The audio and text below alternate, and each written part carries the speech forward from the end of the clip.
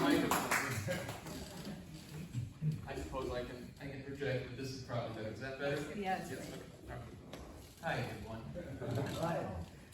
It's wonderful to have you all here. I'm Jacob Beranek, and I'm excited to share this evening of discussion and music with you all. This is something I've been wanting to do for a long time, and I'm glad it's finally happening. Before I say too much in the way of introduction, I think it's best to just hop right in for the first piece. The first piece is a piece by a composer named Smetana. Smetana was a Czech composer, and there's kind of a backstory with this piece that I want to illustrate. It's kind of interesting. Smetana wrote the piece as a response to a composer you may have heard of, Dvořák. Dvořák in Czech, 2 syllables, Dvořák. He's a little more well-known than Smetana, I think, in the mainstream, New World Symphony and all that. Anyways, Dvořák wrote Slavonic dances, and Smetana wrote Czech dances, and there's a little story about why that is. So, if you will indulge me, let's go back to 1878. Are you ready to go back in time? Yes? Right? Are you sure? All right, here we go. Reverse. Good evening, ladies and gentlemen. The year is 1878. Don't mind the microphone. Okay, so it's 1878. 1878. We are in Prague, Bohemia. Prague, Bohemia. Bohemia is part of Austria at this time. Prague, Bohemia, Austria. All right.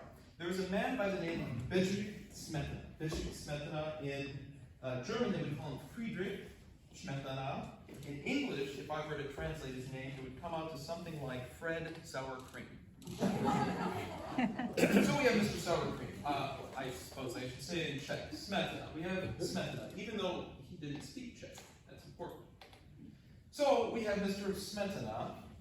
Mr. Smetana, he fancies himself as a Czech patriot, notwithstanding the fact that he doesn't speak Czech. So he's a Czech patriot, Mr. Smetana. And Czech patriot, Smetana checks his Czech newspaper, which he can't read, of course, because it's in Czech.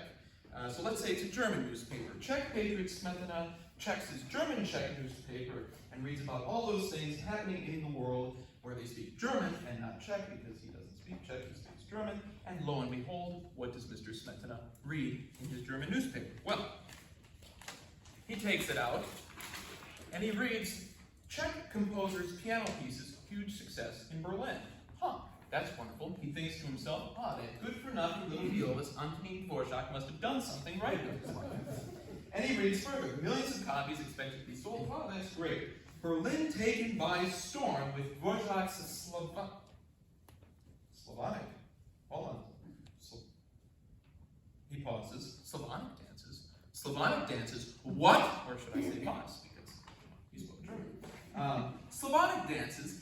Here he is, a Czech composer, and he goes to Germany, and he writes Slavonic dances and not Czech dances. Smetana is outraged by this. He has a German publishing contract. He can bring that wonderful Czech music to those German ears, and he writes Slavonic dances and not Czech dances. You can imagine Smetana would have said something like, das komisch, I'm getting a little carried away with my impression here, but suffice it to say that Mr. Smetana was outraged by this, and he did what any good Czech patriot would do. He went home, he sat down at his desk, and he pulled out his trusty, handy-dandy copy of the complete collection of Czech folk songs and nursery rhymes, right?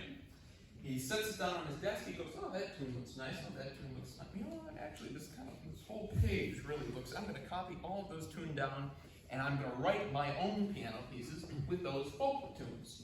Well, that's great. Czech dances. We've got Czech dances. You've got that right. České tance. And he writes more Czech dances. And he writes more Czech dances. And he writes so many Czech dances that they lock him up in an insane asylum, and he dies. Yeah, it's true. And Dvořák goes to the funeral, and he thinks to himself, he goes, see, he had a beard. That's the difference between me and old Fred. he only thought of himself as a Czech composer, whereas I think of myself, well, I'm a bit more inclusive, internationalist, Slavic, cosmopolitan, right? And, he pays his respects. He goes home and he sits down at his desk, and he does not grab his trusty handy-dandy copy of the complete collection of Czech folk songs and nursery rhymes. No, he sits down at his desk and writes his own original tunes, and writes more Slavonic dances, and writes more Slavonic dances, and writes more Slavonic dances, and does not go to an insane asylum, and he writes more Slavonic dances and orchestrates them, and everybody loves them. Oh, those Dvořák Slavonic dances are great. How we love those Dvořák Slavonic dances, and everybody forgot about Smetana's Czech dances. Well, hopefully tonight we're going to change that a little bit. As you can tell, I do have some issues with Smetana, but he wrote a lot of great music, did a lot for Czech music in particular, and a lot of his music is forgotten, or at the very least, it's not as well known as Dvořák's. So I'm going to open my program tonight with a piece by Smetana from the Czech dances. It's called the Obkročák, and I do hope you enjoy it. Thank you very much.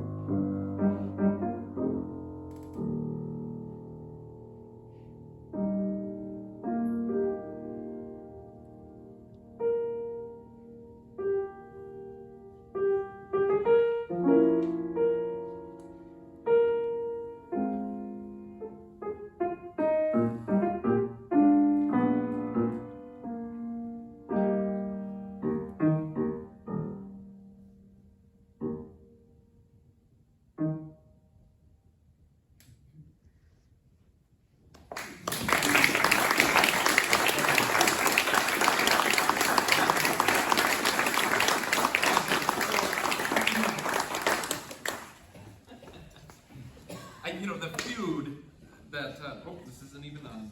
Look at that. Here we go, let's put, oh.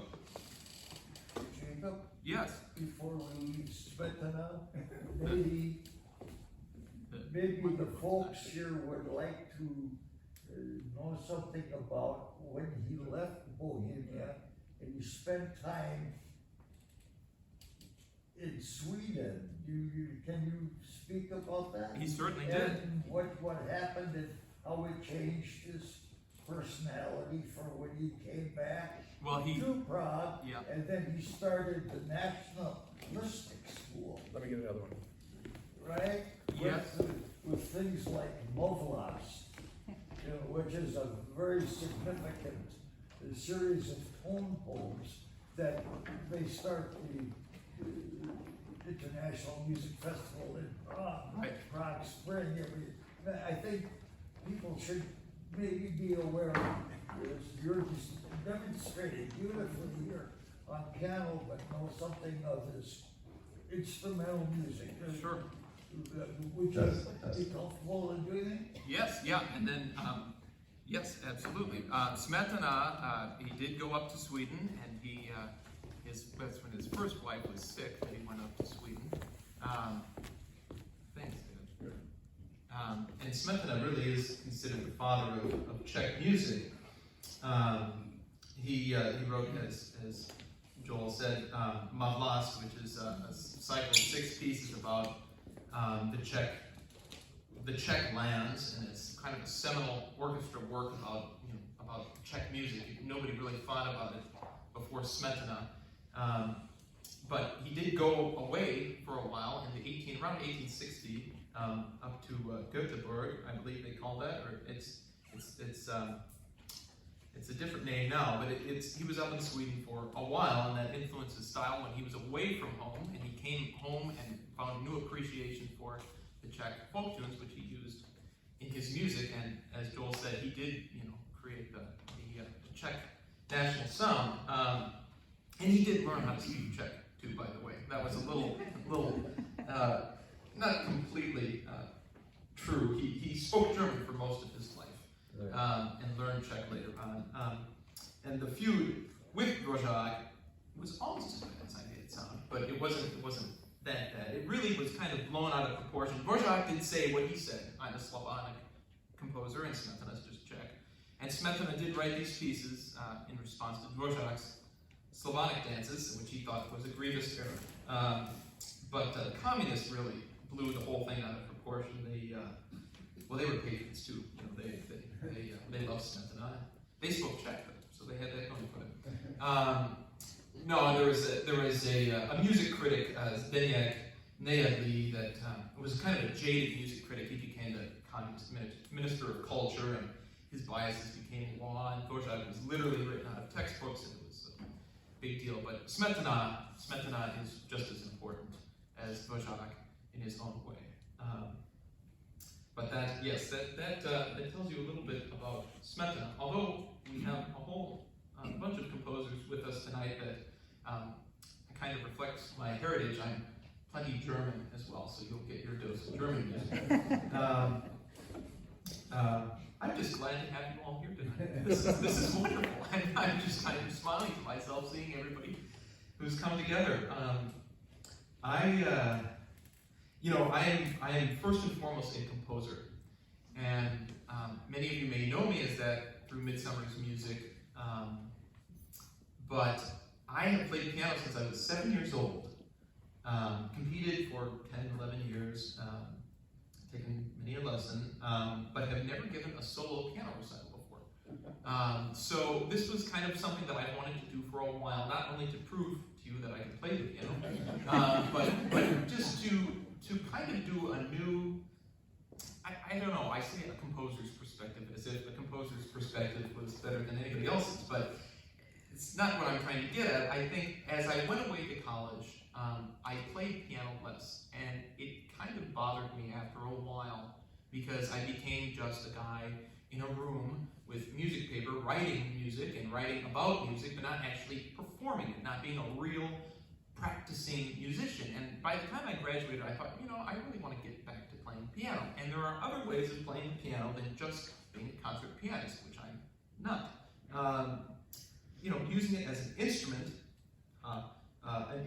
to look into music, to investigate the pieces that I love and to share them with others. And so that's kind of what I'm doing tonight.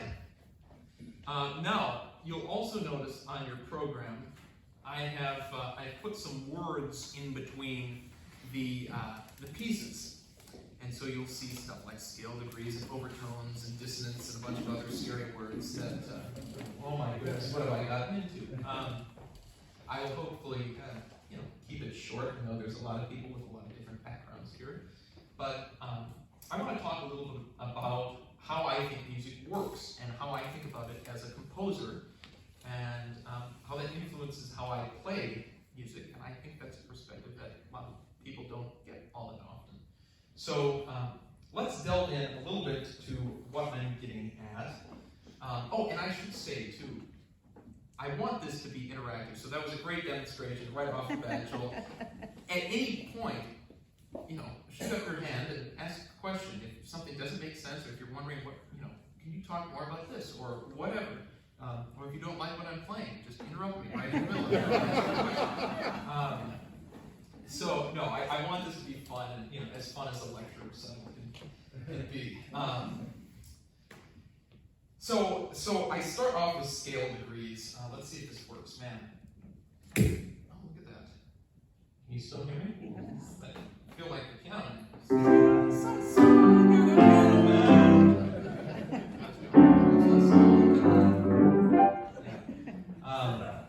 I do a little bit outside.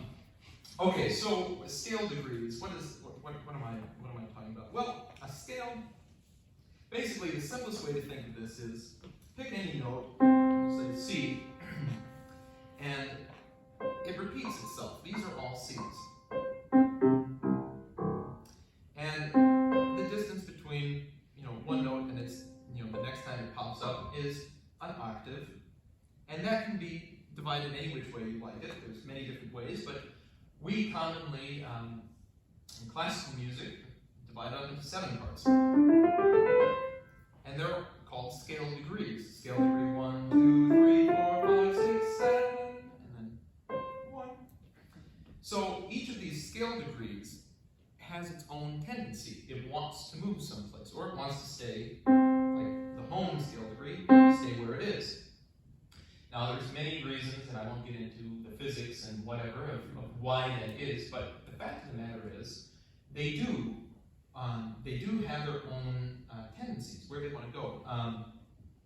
And one reason that is because of something called the Overtones series. Now what is that? Pick any note, again, I'm going to do another C, lower, and you hear one note, or you think you hear one note. What you're actually hearing are a bunch of other little tiny pitches that get higher and higher and higher that make up that note that you're hearing. So in this note, really what you're hearing is, and it keeps getting closer and closer and closer together until we can hear it with our ears. And if you don't believe me, I'm going to hold down one of the overtones of C. I'm not going to play it. I'm just going to hold down the key. Now I'm going to play that C again. We'll see if it jumps up. Can you hear that? I'll do it again.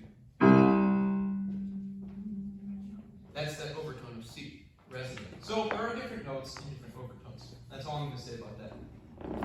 What does that do to scale degrees? Well, the scale degrees, if they're not already in the overtone of the home key, they want to move towards an overtone. For example, I'll play a bunch of C's, and then I'll play the 4th scale degree here. That wants to resolve like that. See? Or 7 wants to go up. You put them together, it's really strong.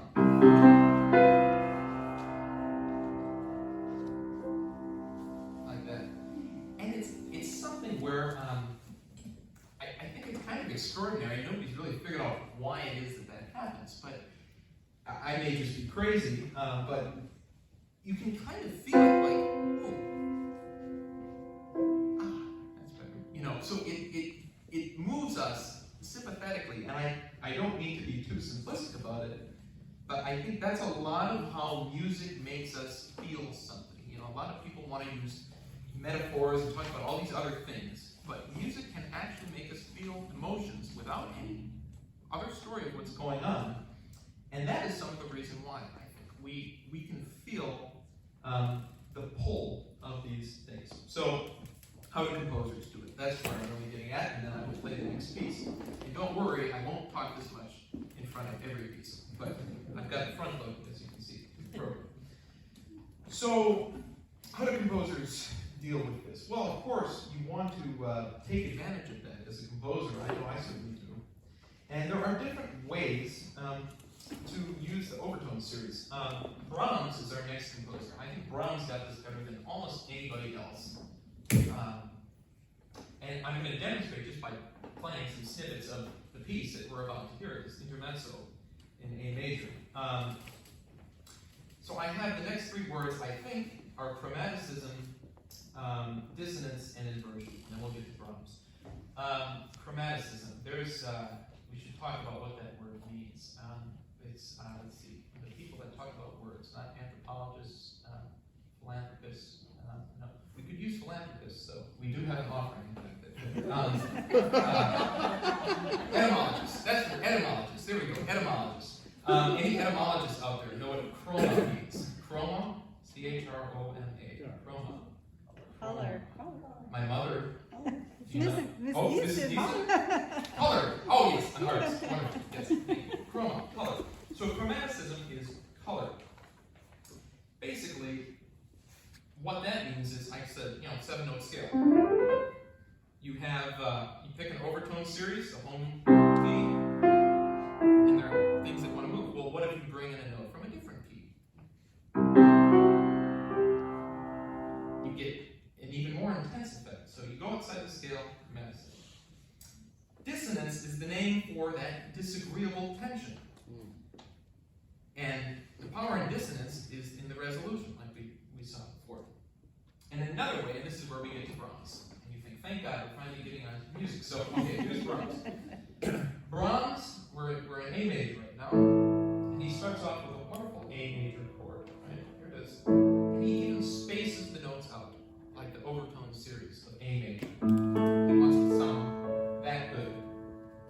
And the second note in the entire piece is dissonance. Now that B, that's okay, that is kind of dissonant, but it is in the A overtone series. The G is what's, but he doesn't take it back to A, he takes it to another note that's a little dissonant, and to show that, he drops another louder note in the bass. And he prolongs the tension, the dissonance. And finally, there we go. There's our consonants. So Brahms knows, I can put a different note in the bass. This is a whole new thing. This is the last thing on our list. Inversion. You take a D major chord, and it lines up beautifully when D is in the bass, because that's the overtone series. You throw a different note from that chord in the bass. Whoa, that sounds different than that. Or this. Those are all D major chords, but the bass notes, overtones, are messing with the other notes up here. Another way Brahms likes to do this, he keeps the same note in the bass. This is another part of the piece. He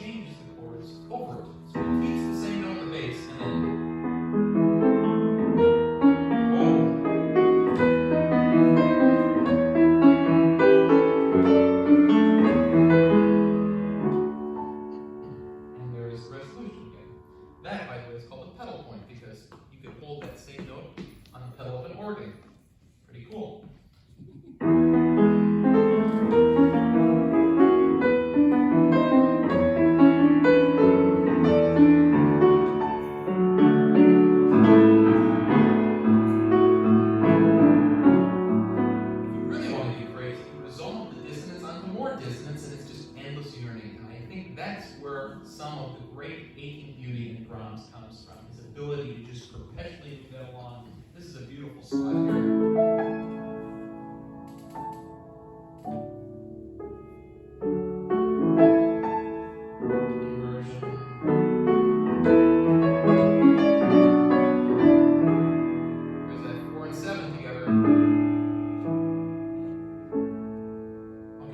That's enough to get you going on Brahms. As you can tell, I really do think the world of Brahms.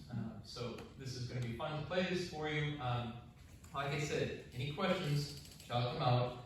And in any case, I would like to know afterwards if you think it's beautiful or not, or if it's a little too much, Angst, good German, Angst.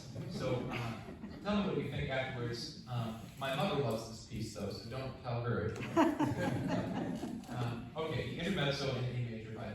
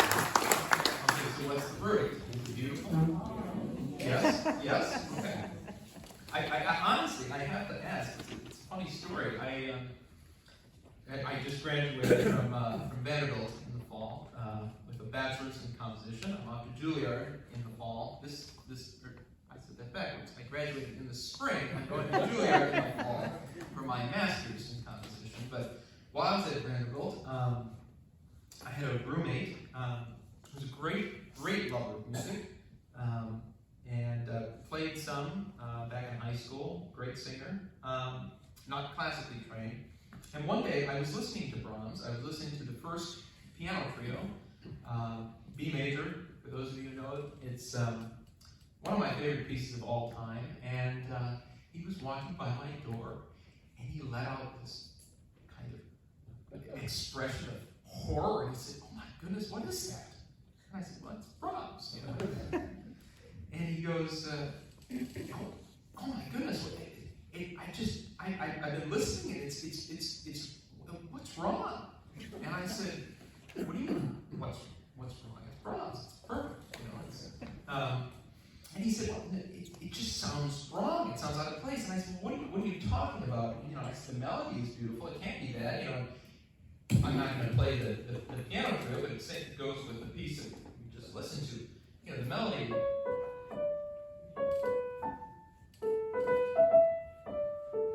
He said, no, that's fine. And he said, "Well, play more of it." And I said, "Okay." So I started playing it, and you know, it got to a chord like, I think in that piece, it might be like this. One of those inversions, right? And he goes, "Right there, stop." And I said, "Yeah." And he said, "That's wrong." And I said, "It's a C sharp major." And he goes, No, the bass note is wrong." And he goes, "Yeah, I can't remember what he said. Something like it's like a scene from a horror movie in the middle of a rom-com or something like that. It was so beautiful. Why did he have to do that?" And I marveled at it because here is someone who can feel that yearning, that exact pull. You know, now for him it was, you know, shocking, but that's exactly what Brahms wants us to feel. That it's not all just perfectly consonant and wonderful. Anyways, I just thought that was funny because I don't think he cares much for Brahms, and, but it's an interesting experiment. Anyways, but a lot of people ask then, you know, where did Brahms get it from? Brahms was so great, you know.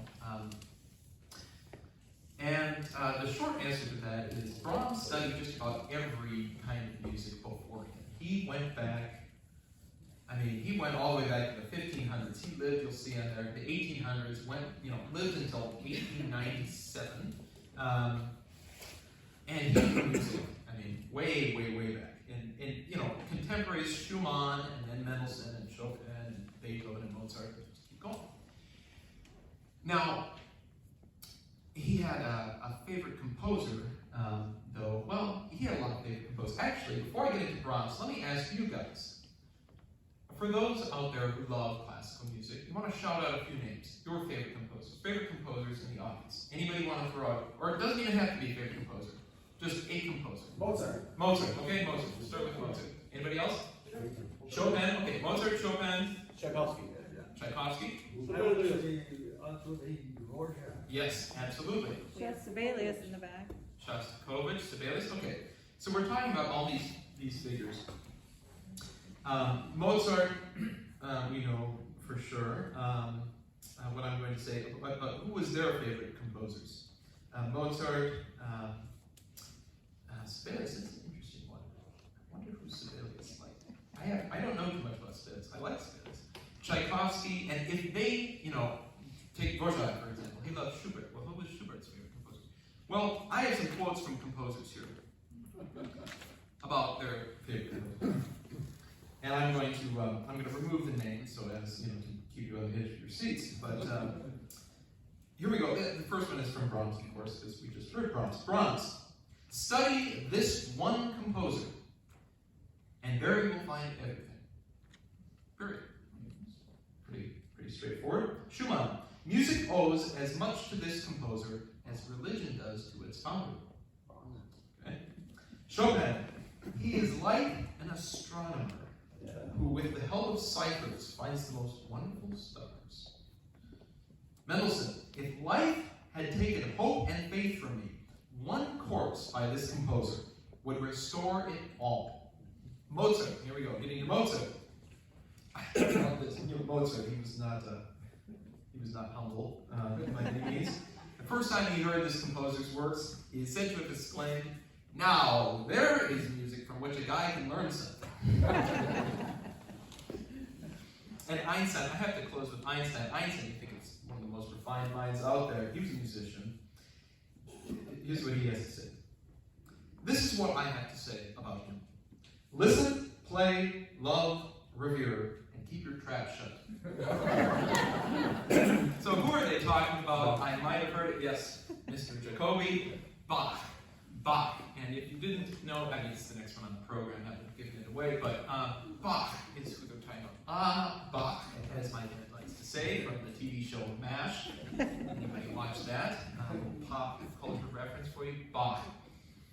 Bach. So why is Bach so great? Is Bach so great? Is he still considered so great? You know, BBC just took a survey of 174 living composers, I think, and asked them, who is your favorite composer? And the consensus came in almost unanimously, Bach. Still. Now he lived, we're talking, 1600s, 1700s, and a lot of people think, okay, music should have progressed. It should get better as you go on. You think of medicine, you think of science in general. They have better medicine now than they do in 1600. Well, how then could the greatest composer of all time, I don't want to throw that around, but if they're saying it, the greatest composer of all time lived 300 years ago. How is that possible? Well, in any case, we have to look about, what is so great about Bach? What makes him stand out? And I think, to keep it really simple, and again, I will try to demonstrate this and minimize the talking, but Bach, there are two things. It's craft and it's expression. Craft and expression. I put expression first in the program. I say expressive Bach and Oxymoron. Because I think a lot of people, myself included, for a long time thought, you know what? This is really well-written music, right? This is really, you talk about craft, and I'll show you some craft when I get into Bach. But it's not Brahms. It doesn't really sing. So where is this expression in Bach? If any of you have played Bach, you know that a score of Bach doesn't have a lot on the page. There are no dynamics, there are no articulations, there are no expressions, there's not even a tempo marking. It's just notes. What I had before you, if I were to play it literally,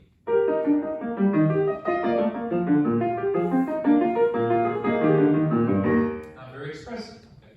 So where does the expression come in? Well, at first I thought, just add dynamics. Aha, that'll fix it, sure, a little bit. A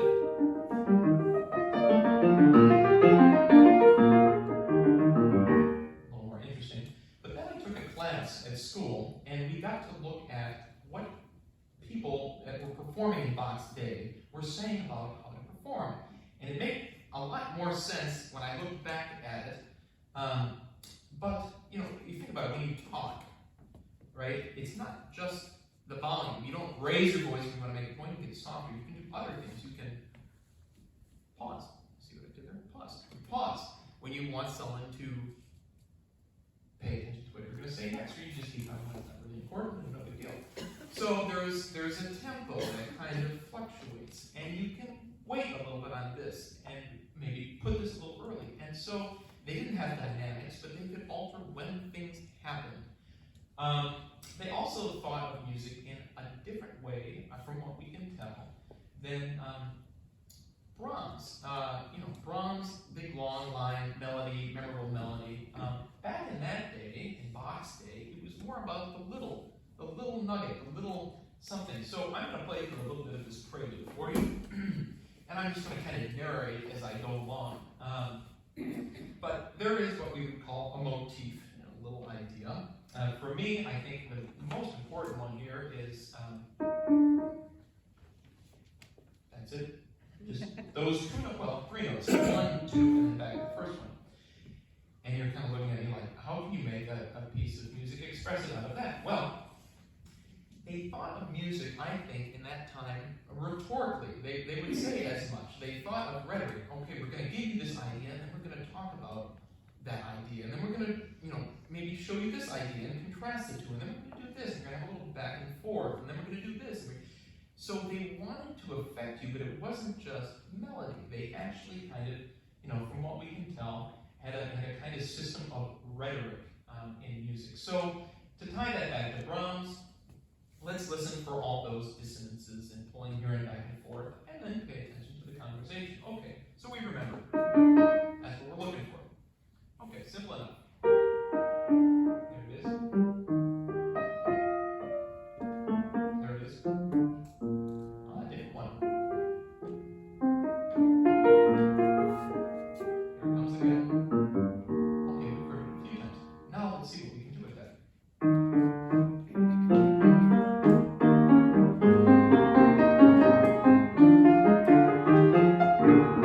And here comes this discretion.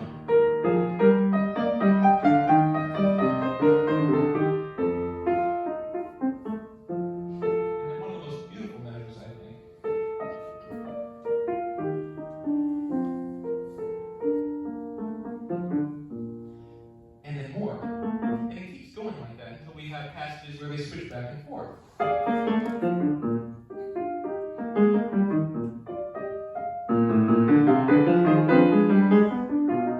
So there's this drama that plays in, and it really actually, I think, Bach envisioned it as dramatic music, and it should be played as dramatic music.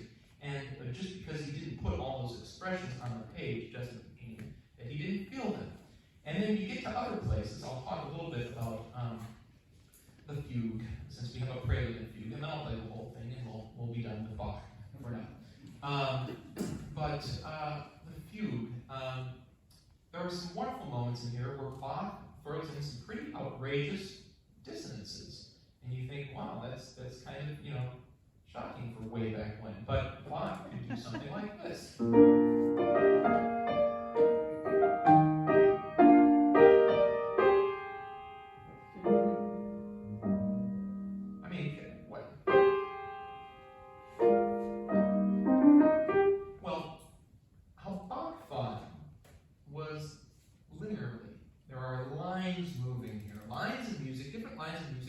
Into and out of one another, and I think that's where Bach's craft comes in. So I say this is the other half of Bach. Expression, he knew all the things we talked about with Brahms, but he also knew craft. Every note is important. Every note goes someplace and comes someplace. It has a function, it has a purpose, and that dissonance is just one example, because then it goes back there. And I wish I could just talk about Bach all day, but I can't. Well, I could. We'd all just leave. So that's. But counterpoint. That's the last thing I'm going to talk about before we get into Bach. Counterpoint. We need those etymologies again. Counterpoint. Counterpoint. Anybody know what counterpoint, or at least counter? Counter means against. Against what? Against a point. Against what point? Well, the Latin is puncta contra punctus. Point against point. What are the points? Music. Lines of music. Music against music. Lines against lines. How does that work? Well, I'm going to show you how it works. We're going to have a little demonstration here let's say we have our friend the bass. Okay, we have a bass. It's going to be played by my left hand.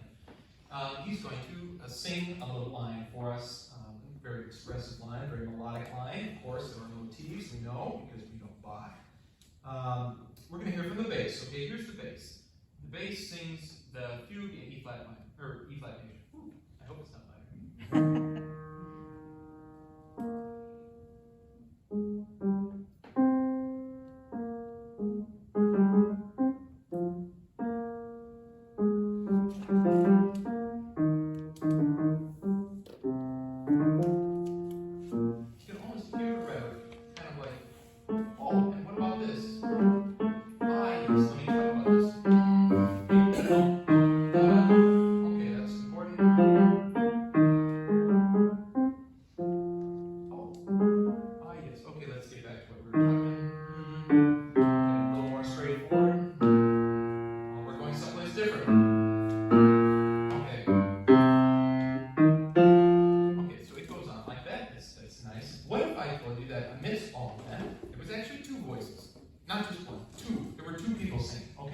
right? The tenor joins the crowd, also played by my hands, the bass and the tenor. Okay, we've got a little duet.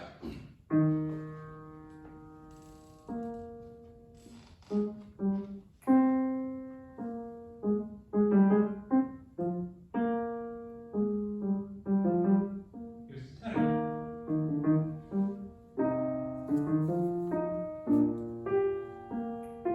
You think, I've heard this before.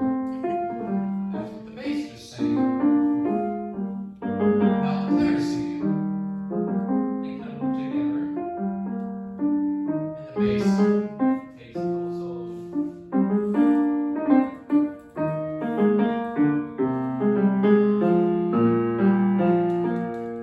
Okay, so they go on together and they kind of interact back and forth. The next section, they trade off.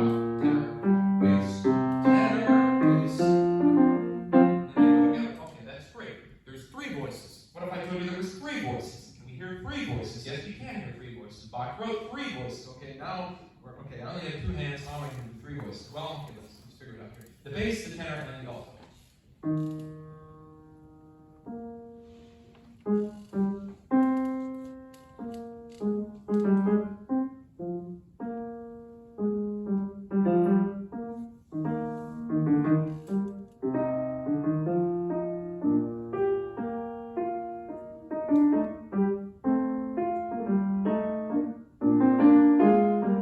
Here's that alto.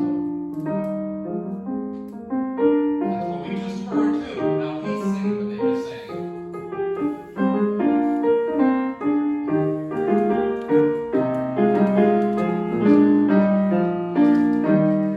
Wow. Okay, so now we're starting to see what a fugue is. Not only is it three different lines happening at once, but they all start with the same material and elaborate it in their own different ways, and yet it all works together. What if I told you there was four voices? Okay, keep on going. There actually are four voices. There are four voices in this fugue. I will play them with two hands, and that's how a fugue works. A line on top of a line, on top of a line, on top of a line. They all start with the same subject, and then they elaborate upon it, and it pops back in different voices, and one may sit out and then come back, and it's a dialogue. It's a dialogue between voices, and as I showed before, very expressive too. Hopefully, it's very expressive if I play it that way. So, any questions before I get into this? Any questions? I said I would let you ask questions. Are there any questions? I think one thing Jacob Bach works this purpose very well. He studied by students in their first year of theory, and because of the fact that his technique is so pure, and the ideas of imitation, like what you had here with canonic imitation, it's really very simple. It's a very simple system, and that once you get that in your mind, right, you see and understand Bach.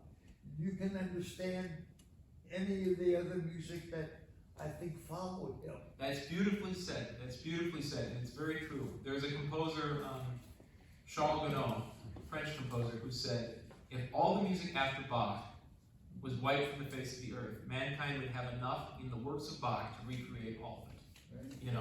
So, and that speaks to that point. I think his technique is pure, and there is still something very moving about it, in addition to it. But I find it really interesting, too. There are a lot of musicians, and I was researching this, who say, Bach, a lot of Bach's music was inspired by his faith in God. And these musicians would say, but I don't believe in God.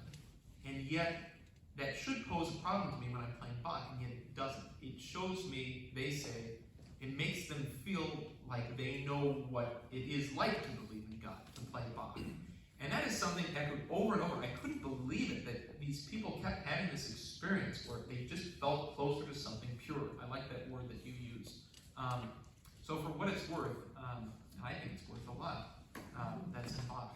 That's Bach. So let's get into the Prelude and Fugue in E flat major by Johann Sebastian Bach.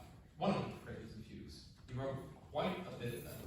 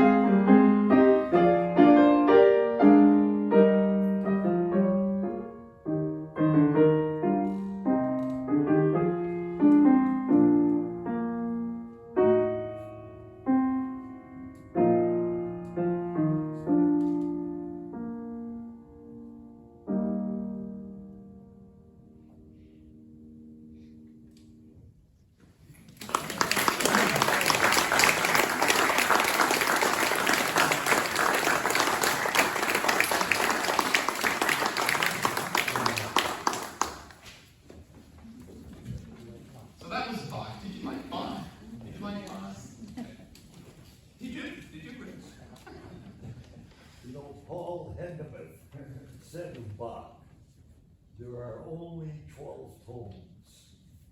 Treat them carefully as Bach. I wish I knew this too. There's another good Hindeman quote about Bach. Something like, when any musician takes his start, he knows he's just starting second place to Bach, or something like that. You know? So Hindeman, yes, he loved Bach. I mean, how can you not love Bach? Here, I mean, his initials are JB, right? So I'm Jacob Beranek. The question was from Joel Blahnik, so there's two JBs right there. Brahms, JB. I don't know, maybe there's something there. I mean, he was Lutheran too, I'm Lutheran, so maybe Martin Luther was right. In case you wondered. I see you nodding, Pastor. No, well, okay, so now I'm talking about Lutherans. Next piece is going to be by a Catholic. So, just to even everything out. No, I have a lot of Catholic friends. Yeah, the next composer is Francis Poulenc, who also loved Bach. Loved Bach is French. Poulenc, however you say, I don't have a good French accent. Francis Poulenc, he lived first half of the 20th century. He's another guy, and I think this is really emblematic in the piece that I'm about to play, and this is why I love this piece.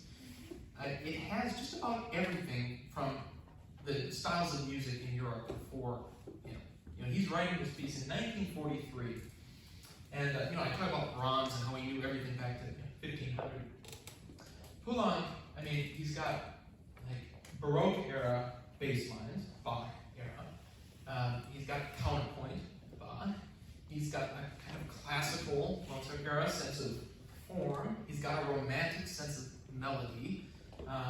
He's got kind of impressionist harmony, kind of turn of the century in France. And he weaves it all together and it works. I mean, it just works wonderfully. And it's kind of like Bach, or, well, it is like Bach, but also like Brahms, where he's taking things from all sorts of different styles and yet he makes them his own because he's so thoroughly absorbed them. I think the same can be said for Poulenc. I've always liked Poulenc. He's not considered, he's kind of dwarfed by Stravinsky, but he's different. He's different than Stravinsky. And when I was at college for my undergrad, I wanted to play a piece by Poulenc. And so I went online, looking at pieces by Poulenc, and here, lo and behold, there was a quote from Poulenc at the end of his life saying, okay, I'm looking back at every piano piece I ever wrote, and I'm going to tell you which ones I like, and which ones I don't like. And I think, wow, that is so rare if you have a composer saying, play these, don't play these, I hate these, those are all right, but if you really want to play something, play this. And that's exactly what it said. He said, I tolerate these 6, 7 pieces. I really like the piece I'm about to play for you, and a couple others. And what did he say? I dismiss without reprieve the rest of my piano works, or something like that. I mean, he was pretty clear about which ones he liked. And so I thought, okay, I'll check this one out. This is the first one he mentioned. And I just fell in love with it. It's a standalone piece. It's an intermezzo. Ooh, there's another etymology moment. Intermezzo. Anybody know what intermezzo means? I just heard it right here, very end. Oh, and over there too. In the middle of, right? This is Eats, okay, and this is Blahnik, both. Wonderful. In the middle of. In the middle of. Inter, between, mezzo, halves. Between halves. So I have two intermezzi, in Italian, two intermezzi between my pieces. This is a wondrous little world. Any questions? Any questions again? Anything on your mind? When is this going to be over? Is that anyone? The Poulenc. Okay, here we go. The Intermezzo in A flat major by Francis Poulenc. I have to add too, this is about as perfect as you can get if your initials aren't JB.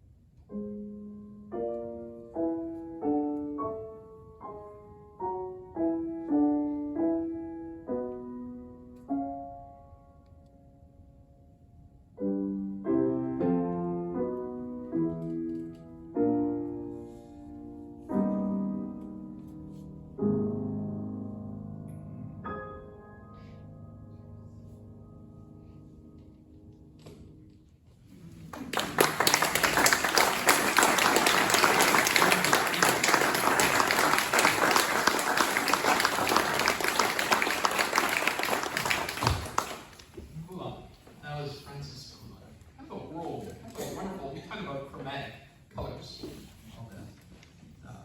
Fun piece. It's funny, he gives the instruction, right at the beginning, Le chant in d'abord, actually I'm trying to say this in French. Beverly should help me. The melody should be very clear in front, and the accompaniment is only a halo of petals. He says a halo of petals. He just wants it to be murky and then a melody. So that is Poulenc.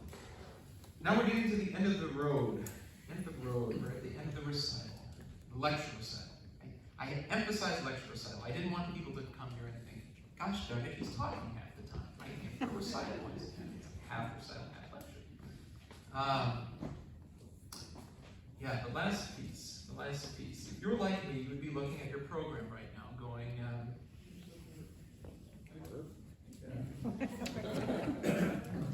Jacob, maybe, where's the harp? okay, before the harp. Oh, a question? Yep.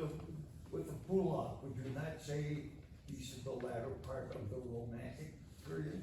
There is some romantic sensibility there, for sure. He's kind of a holdover. And one of the favorite tricks of those romantic composers who were also performers would eye up a woman in the audience and at a certain climax would just wink at her. And it's been reported that they would just drop to the floor. Really? That was kind of the trick of Liszt. Yeah. And you can see that. Yeah. Were you saying I should have done that? I've never tried it. No. But I'm glad you didn't wink at my wife. There you go. You know, Poulenc is funny. He played a lot of piano, but his favorite pieces to play of his own were his songs. He wrote a lot of songs, and he would sit at the piano and write for singers. And he played much of the solo piano music much, but he probably could have tried the wink trick. He would have made it happen. So the last piece, though, a Romanza, romance. It's for harp. Yeah, what are we going to do about the harp? It's a funny story with this piece. This is it involves a barber and a wedding. It's not the marriage of Figaro. A barber and a wedding. So I went for a haircut in Nashville in May. And he wasn't my barber, he's just the guy that was cutting my hair. I'd never been to this guy before. And I'm sitting in the chair, and we're making small talk. Oh, what do you do? I'm a musician. Oh, great. My daughter plays the harp. Oh, that's neat. He goes, yeah, she actually ended up, she was a high schooler, but she was at the pre-college program at the place I was going to school, at Vanderbilt, Blair School of Music. Oh, how about that? We get talking, he goes, well, do you have any music for harp? And I said, well, I do. I wrote one piece when I was about 13, 14, so, and it's for harp and violin and cello. And he said, oh, well, I'd like to hear it. And I said, well, I wrote it when I was kind of young. He goes, no. And I said, well, my grandma likes it, so. And so I played it for him and said, that's fantastic. I'd like to play the sheet music. And I said, look, you can just have sheet music. I have none of this piece I wrote when I was 13. And I get a text from him a couple days later, and he says, could I commission a piece for you? From you, rather, not for you. From you, my son's getting married, and I mean, what's a wedding without my daughter playing the harp, right? I said, well, certainly. And so he said, something short and beautiful, and so I wrote the piece and paid the commission, wonderful. And the wedding rolls around, and they played the piece I wrote when I was 13.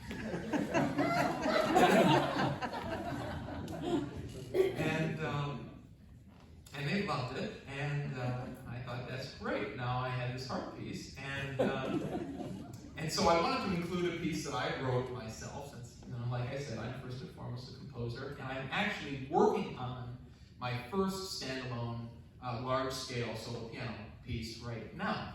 And I thought, oh, I could play that, and then I thought, you know what, there are two problems with that. One, it's a commission from the National Czech-Slovak Museum and Library in Iowa, Cedar Rapids, Iowa, and I would hate to give the premiere and Slowak Museum and Library in Iowa. It's for a gala. So I don't want to do that. The other problem was it's not finished yet. So I can't play that. So I thought, what can I do? And I thought, I know I can play a piece for harp on the piano. And it kind of works. There was some finagling that needed to take place. You'll hear a lot of harp, like, a harp. You can do like that on a harp. What's cool about harp is that it's not just the white keys on a piano.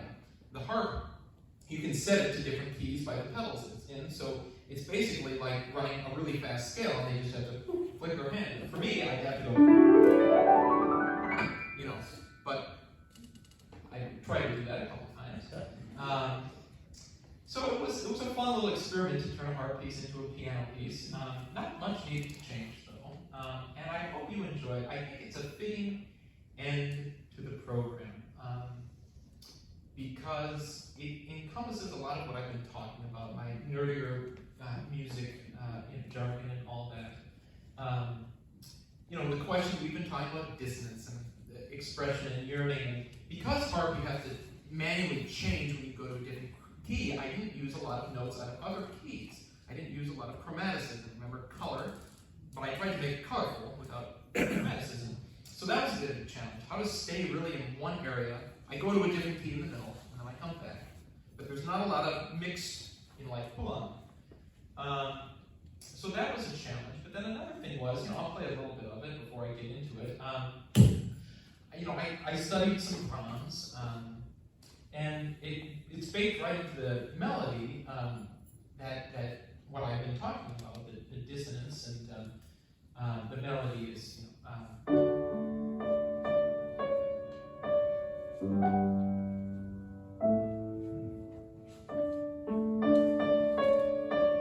we are again, dissonance. So there are moments like that are baked in. Even the first chord I use is one of those infamous inversions. So it's already starting from a place of we're not anywhere stable yet. Probably not the right message for a wedding, but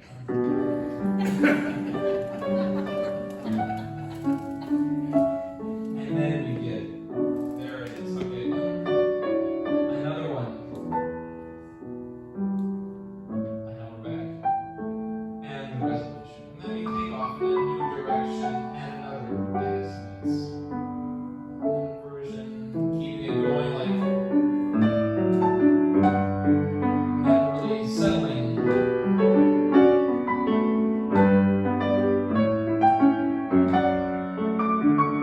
So this is kind of, I observed that in Brahms, that like I said, he kind of kept you always yearning, and I'm not trying to compare myself to Brahms, but there's something I liked about that, and I tried to emulate that here.